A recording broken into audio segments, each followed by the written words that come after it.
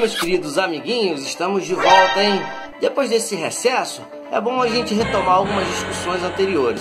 Mas antes de vocês assistirem o vídeo, queria que vocês se inscrevessem no canal, ative o sininho, que aí vocês vão receber em primeira mão tudo que eu lançar aqui no vídeo. Posso contar com você? Então vamos lá. Sumiu!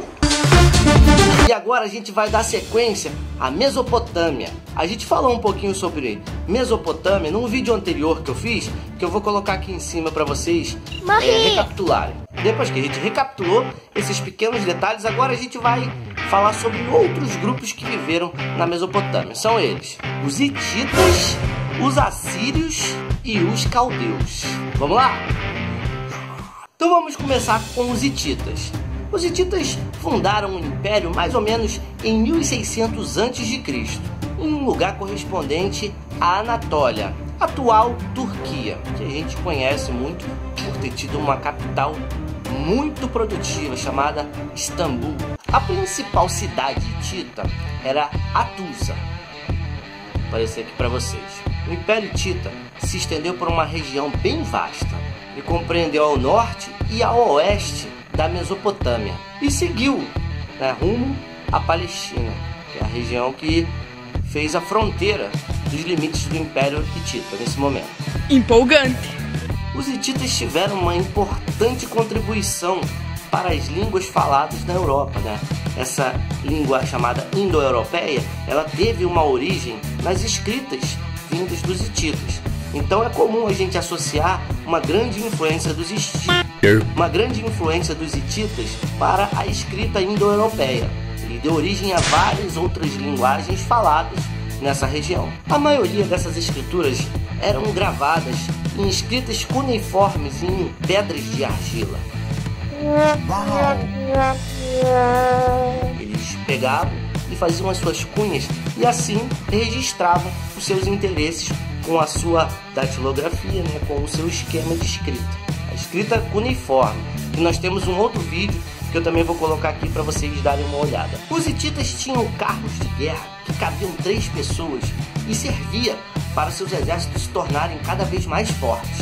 Então, essa capacidade de transportar 3 pessoas era uma capacidade importante para o exército de uma época que ainda não teve contato tão profundamente com a tecnologia e nem chegou ao sistema de pólvora, na arma de fogo que a gente conhece hoje com sua tamanha letalidade.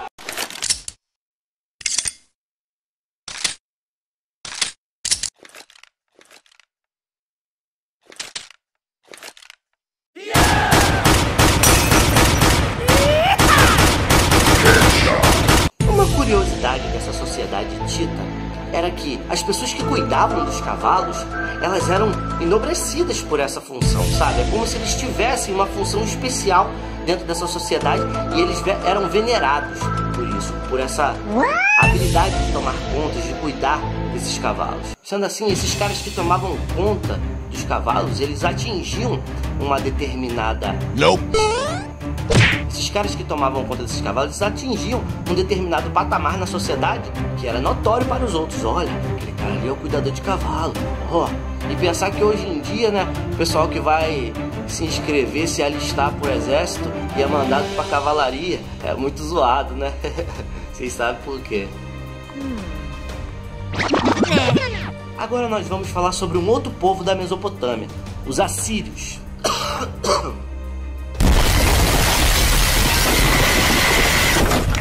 Exercia tamanha brutalidade com aqueles que eram vencidos por eles. Uma outra arma muito importante e é característica desse grupo dos assírios eram as catapultas, que ajudavam muito eles a vencerem as guerras contra as tribos rivais.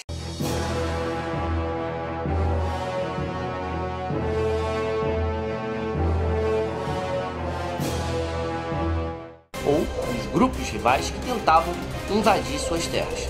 Bom, os assírios conquistaram um vasto império, incluindo aí a própria Mesopotâmia, a Palestina e o Grande Egito. Então a gente pode dizer que o Império Assírio ele foi bem mais extenso que os outros anteriores que a gente já comentou, pela sua brutalidade, pelo seu exército e pelas suas armas de guerra. Bom, o Império Assírio ele teve uma extensão que foi de 883 a 612 a.C. E o terror complementado por esse exército barulhento, por esse exército tão forte e que causa bastante barulho ao chegar. Barulho não no sentido de grito, mas de ouvirem falar, bom, o exército assírio está vindo. Já sabe que as barbaridades mais incríveis vão ser cometidas. Corpos voando para tudo que é lado, pessoas morrendo, catapultas esmagando uma outra. Os assírios eram um terror. Vale lembrar que Assurbanipal, um grande imperador desse domínio assírio, teve uma ideia genial. Ele mandou construir em Nínive uma grande biblioteca, e essa biblioteca abasteceu os historiadores de tempos distintos sobre as grandes maravilhas e os problemas que foram enfrentados pelos assírios. Agora sim, o terceiro e último da nossa jornada de hoje, o segundo Império Babilônico, os caldeus. Uau! Pessoal, os caldeus não estiveram muito tempo no poder. Logo em 612, que os assírios perderam o controle da situação, os caldeus assumiram, e foram até 589, quando os persas assumiram o controle dessa região. Nabocodonosor foi o primeiro grande imperador dos caldeus, seguido do seu filho, Nabucodonosor. Mas cabe a gente sinalizar que uma grande conquista desse império, liderado por Nabucodonosor, foi a tomada de Jerusalém em 587 a.C. Foi uma grande conquista para esse império de Nabucodonosor. Mas, como alguns já devem imaginar, foi Nabucodonosor II que ficou muito famoso por sua maneira de se comportar como o grande imperador. A sua maneira de agir, a sua maneira de lidar com o povo e com as suas conquistas. Além do mais, ele compôs o maior zigurate da história, a chamada Torre de Babel. Eu também falei um pouco sobre a Torre de Babel, mas de uma forma um pouco mais especulativa. Que os maçons dizem que a Torre de Babel foi construída por maçons. Então, vou botar o link do vídeo aqui caso vocês queiram saber mais sobre essa ligação da Torre de Babel com a maçonaria, ok? Uma outra obra fantástica de Nabucodonosor II são os Jardins Suspensos da Babilônia. Uma maravilha para o mundo, É considerado uma propriedade cultural do mundo inteiro, porque aquilo é uma coisa histórica maravilhosa de ser vista. Vou colocar aqui para vocês verem. Os Jardins Suspensos da Babilônia são uma das 7 maravilhas do mundo antigo. É talvez uma das maravilhas relatadas sobre a qual menos se sabe. Muito se especula sobre suas possíveis formas e dimensões, mas nenhuma descrição detalhada ou vestígio arqueológico foi encontrado, exceto um poço fora do comum, que parece ter sido usado para bombear água. Já a Torre de Babel ela é muito conhecida pelos que já estudam a Bíblia. Ela tem diversas formas de ser entendida e de ser exposta de maneira artística, mas ninguém sabe necessariamente como foi a estrutura dela. Mas acredita-se que a ideia era construir uma torre tão alta, mas tão alta, que não pudesse ser atingida pelos inimigos. E aí a Bíblia conta a história de como as línguas surgiram a partir da construção da Torre de Babel. Mas temos que ter em vista que essa posição é uma posição religiosa dos cristãos, que acreditam nas escrituras sagradas e nessa composição histórica contada pela Bíblia. Em 587 uma outra coisa aconteceu.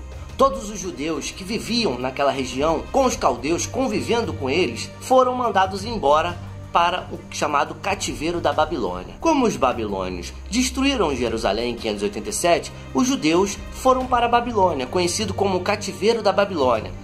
Na Bíblia, quem está acostumado a lidar com a Bíblia, a conhecer um pouco dessa religião, a cristã, e um pouco do judaísmo também, vai entender um pouco do que é o cativeiro da Babilônia, quando os judeus foram presos naquela região e tiveram que servir aquele reino, chamados caldeus. Mas quando Ciro Persa assumiu o controle da região, ele acabou libertando os judeus desse chamado cativeiro da Babilônia. Assim, os judeus ficaram livres e os persas dominaram essa região. É isso que nós tínhamos para hoje, pessoal. Espero que vocês tenham gostado do conteúdo e que nos acompanhem novamente no próximo conteúdo. Valeu, um abração e fica na paz aí.